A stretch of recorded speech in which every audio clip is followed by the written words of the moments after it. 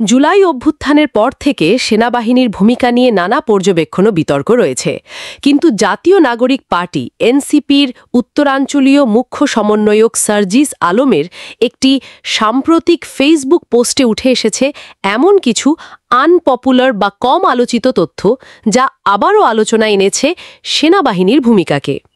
রোববার ২৭শে জুলাই সকালে নিজের ভেরিফাইড ফেসবুক পেজে সার্জিস আলম লিখেছেন, ২০২৪ সালের ৫ই আগস্টের পর থেকে আজ অবধি সেনাপ্রধান প্রতি শনিবার সিএমএইচে গিয়ে জুলাইয়ে আহতদের দেখতে গেছেন।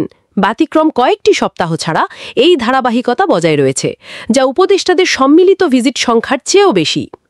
তিনি আরও উল্লেখ করেন, ঢাকা সিএমএইচেই সবচেয়ে গুরুতর আহতদের মানসম্মত চিকিৎসা ও ব্যয়বহুল সেবা নিশ্চিত করা হয়েছে, যেখানে প্রতিটি ব্যক্তির চিকিৎসা ব্যয় সর্বোচ্চ বরাদ্দ হয়েছে।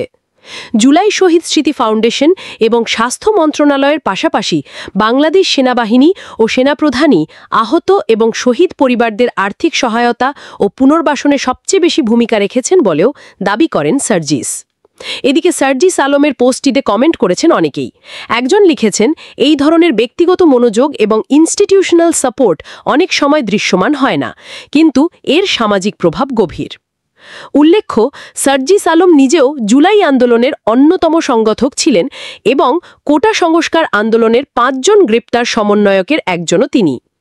সামাজিক মাধ্যমে তার এই পোস্ট রাজনৈতিক এবং মানবিক দুই দিক থেকেই সমানভাবে প্রতিক্রিয়া তৈরি করেছে। অনেকে প্রশংসা করছেন সেনাবাহিনীর এই অবদান তুলে ধরার জন্য, আবার কেউ কেউ এর পেছনে রাজনৈতিক বার্তা খুঁজছেন।